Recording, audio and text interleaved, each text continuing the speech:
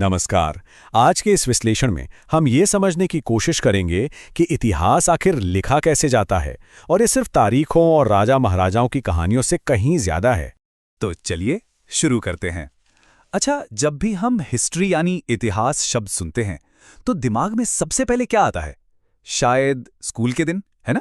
वो मोटी मोटी किताबें और ढेर सारी तारीखें जिन्हें बस रटना पड़ता था। पर क्या इतिहास सच में बस इतना ही है? असल में ये एक बहुत बड़ा मिथक है। इतिहास को सिर्फ तारीखों का खेल समझना ये तो पूरी बात ही नहीं है। सच्चाई तो इससे कहीं ज्यादा दिलचस्प है। इतिहास का असली मतलब है अतीत और आज के बीच एक पुल बनाना। ये समझना कि वक्त के साथ चीजें कैसे बदलती हैं। ये एक तरह की खोज है, कोई रटने वाली चीज नहीं। हाँ, पर इसका मतलब ये बिल्कुल नहीं है कि तारीखें बेकार होती हैं। नहीं नहीं, बिल्कुल नहीं, वो जरूरी हैं। आखिर वही तो हमें बताती हैं कि कौन सी लड़ाई कब हुई, कौन सा राजा गद्दी पर कब बैठा। मतलब घटनाओं को एक लाइन में लगाने में तारीखें हमारी मदद करती हैं। लेकिन जरा इस सवाल के बारे में सोचिए, क्या कोई ये बता सकता है कि भारत में लोगों ने ठीक किस तारीख को चाय पीना शुरू किया? क्या कोई एक ऐसा दिन था जब सब ने अचानक चाय पीना शुरू कर दिया? नहीं ना, क्योंकि चाय पीने जैसी आदतें जो होती हैं वो एक दिन में नहीं बनती। ये एक लंबी प्रक्रिया होती है, एक ऐसा स्वाद जो धीरे धीरे लोगों की जबान पर चढ़ता है। तो ऐसे बदलावों के लिए कोई एक फिक्स डेट नहीं हो सकती। ये तो वक्त के साथ धीरे धीरे होता है। तो फिर एक और बहुत जरूरी सवाल सामने आता है, हम किन तारीखों को याद रखते हैं? कौन सी घटनाएं जरूरी मानी जाती हैं? और इसका जवाब इस बात में छिपा है कि कहानी सुना कौन रहा है। सब कुछ इतिहासकार के नजरिए का खेल है। चलिए एक उदाहरण लेते हैं। जब ब्रिटिश इतिहासकारों ने भारत का इतिहास लिखा तो उनका फोकस किस पर था? अपने ही गवर्नर जनरल्स पर। उनके लिए इतिहास शुरू होता था पहले गवर्नर जनरल वॉरेन हेस्टिंग्स से और खत्म होता था आखिरी वॉइसरॉय लॉर्ड माउंटबैटन पर। उनकी नीतियां, उनकी उपलब्धियां, बस यही सब था। लेकिन जब कोई भारतीय इतिहासकार उसी दौर को देखेगा तो वो क्या लिखेगा? वो गवर्नर जनरल्स की बात नहीं करेगा। उसका ध्यान होगा कि भारतीय समाज में क्या चल रहा था, कौन से सामाजिक आंदोलन हो रहे थे और सबसे बढ़कर आज़ादी की लड़ाई कैसे लड़ी जा रही थी। देखा, नजरिया बदलते ही पूरी कहानी ही बदल गई। अब इतिहास तो बहुत लंबा और फैला हुआ है ना? उसे एक साथ समझना बहुत मुश्किल है। तो इतिहासकार क्या करते हैं? वो एक तरीका अपनाते हैं जिसे पीरियडाइजेशन या काल विभाजन कहते हैं। सीधे सीधे कहें तो इसका मतलब है इतिहास को छोटे छोटे टुकड़ों या दौर में बांटना, ताकि हर दौर की अपनी खास बातों को अच्छे से समझा जा सके। जैसे हम कहते हैं ना, प्राचीन काल, मध्यकाल और आधुनिक काल।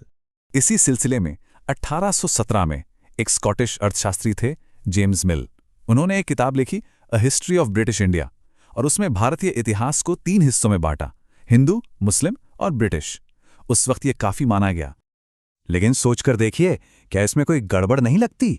क्या हम किसी पूरे युग को सिर्फ उसके राजा के धर्म से पहचान सकते हैं?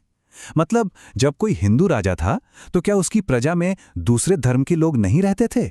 असल में मिल का ये बंटवारा उनके एक खास नजरिए से आया था। वो मानते थे कि अंग्रेजों के आने से पहले भारत पिछड़ा हुआ था, अंधविश्वास में डूबा हुआ था, और उसे सभ्य बनाने के लिए ब्रिटिश राज का होना जरूरी है। तो ये एक तरह से अंग्रेजी हुकूमत को सही ठहराने का एक तरीका था। अच्छा, मिल को छोड़िए, कई इतिहासकार प्राचीन, मध्यकालीन, आधुनिक वाला बंटवारा इस्तेमाल करते हैं। पर यहां भी एक पेच है। क्या भारत में ब्रिटिश राज के दौर को आधुनिक यानी मॉडर्न कहना ठीक है?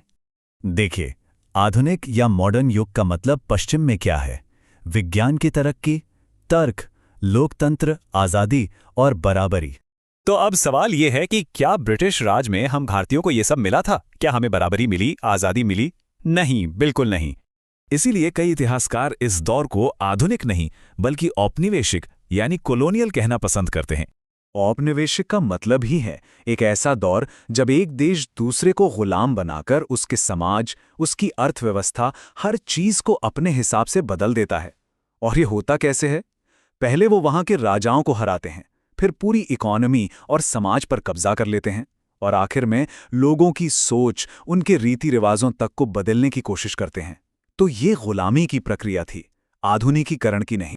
तो अब सवाल आता है कि इतिहासकारों को ये सारी बातें पता कैसे चलती हैं?